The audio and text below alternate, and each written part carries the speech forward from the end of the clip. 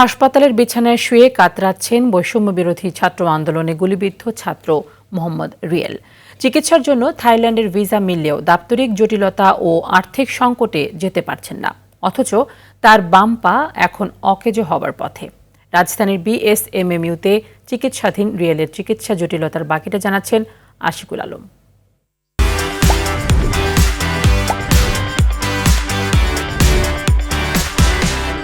ক্ষমতা আছে, এরা ক্ষমতা দিয়ে সুস্থ হয়ে যাইতেছে, বিদেশ যাইতেছে কেউ টাকা পয়সা দিয়া। কিন্তু যারা আমার মতো তারা কি করব, তারা আমার মতোই অচল থাকবো। চোখের জলে কথাগুলো বলছিল গুলিবিদ্ধ ছাত্র রিয়েল। পেটে গুলি লেগে পুরো বাম পা এখন অকেজো হওয়ার পথে। পুরো শরীরও শুকিয়ে গেছে, শরীরের চামড়া ভেদ করে বেরিয়ে এসেছে হাড়গুলো। তীব্র যন্ত্রণায় ছটফটে সময় কাটে রিয়েলের। কালকে ভিসা আসছে, এখন বলছে, এখন আমি তো বুঝতে পারি না, বলছে বৈশা যাইতে পারলে আজকের ভিতরে যাইতে পারতাম।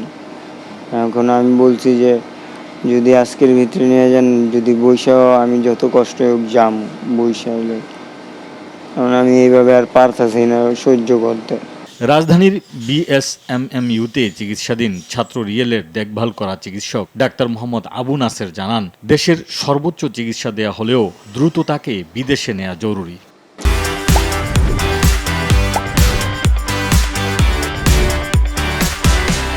দাপ্তরিক জটিলতার কারণে এতদিন পর্যন্ত যেতে পারে নাই। এখন ওর যে চলন সক্ষমতা, যে ওকে ফ্লাই করা যাবে, তবে এয়ার অ্যাম্বুলেন্স হলে ভালো হয়।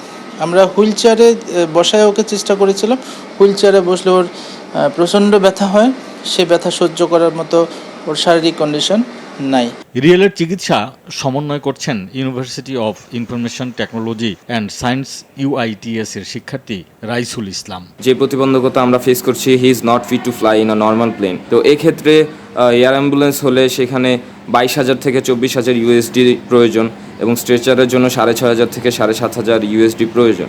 স্ট্রেচার ফ্লাইট যেহেতু খুব একটা অ্যাভেলেবেল নয়, আবার এয়ার অ্যাম্বুলেন্সে অনেক বেশি খরচ, তো এইখানে আমরা এখন আটকে আছি। চিকিৎসা শেষে সুস্থ হয়ে খুব শিগগিরই সবার মাঝে ফিরে আসবে রিয়েল। আশিকুল আলম, RTV, ঢাকা।